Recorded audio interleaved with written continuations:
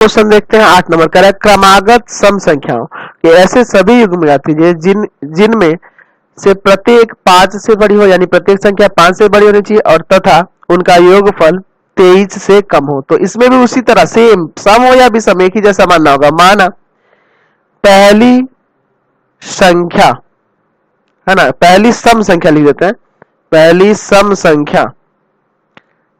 सम संख्या बराबर में x मान लीजिए, है ना, और दूसरी सम संख्या x प्लस 2 मानेंगे। ठीक है, अब आप सोचोगे कि सर x और x प्लस 2 तो आप विषम के लिए माने थे, सम के लिए भी यही मान लिए। तो एक्चुअल में आप समझिए ना, अगर पहला सम हो रहा है तो उसमें 2 जोड़ेंगे तो सम आ जाएगा, समझ रहे हैं ना। एक्चुअल में आपको इसको मानना चाहिए 2x और 2x प्लस 2, लेकिन ये मानेंगे तो थोड़ा टेढ़ा नजर आएगा, इसलिए ये आसानी से बन जाता है, इसलिए आपको ये किया है प्रश्न से।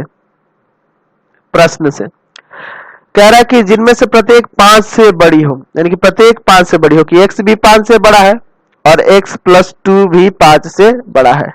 ठीक है, यहाँ आ जाएगा कि x का मान 5 माइनस 2, यानी कि x का मान 3 से बड़ा है, और यहाँ आ रहा है x का मान 5 से बड़ा है, यानी कि दोनों से यही निष्कर्ष निकल रहा है कि x का मान 5 से बड़ा है। फाइनली यही ना निष्कर्ष निकल रहा है। अब क्या कह रहा है क्वेश्चन में कि उनका योग जो है ना 23 से कम है, यानी x प्लस 2 जो है ना 23 से छोटा है।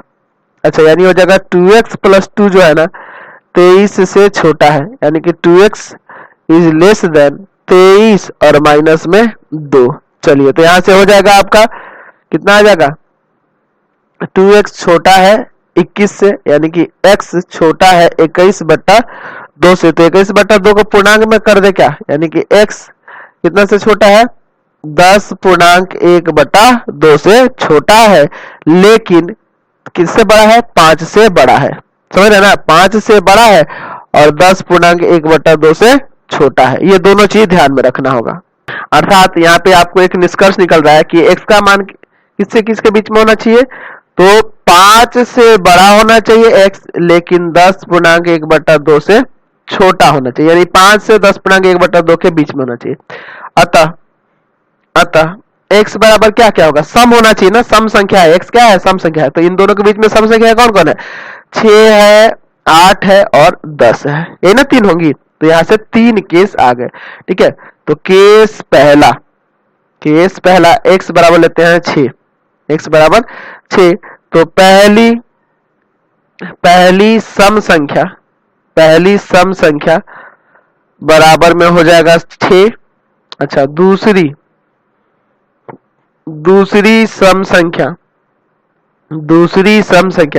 क्या था आपका, x प्लस 2 ना, यानी 6 2 8। फिर केस दूसरा, केस से कर लेंगे, x बराबर की बार 8 लेके चलते हैं। तो पहली सम संख्या बराबर हो जाएगा आपका कितना, 8, और दूसरी सम संख्या बराबर होगा x प्लस 2 ना, यानी कि 8 और प्लस 2, 8 2 कितना हो जाएगा, 10। अच्छा, केस तीसरा लेते हैं, केस थर्ड, x बराबर अब की बार 10 लेते हैं। ठीक है, तो पहली सम संख्या क्या हो जाएगी, पहली सम संख्या बराबर में 10, दूसरी सम संख्या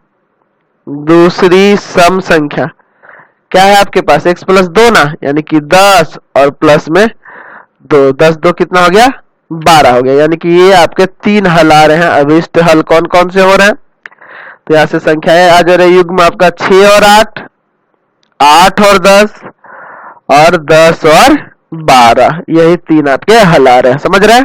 अगला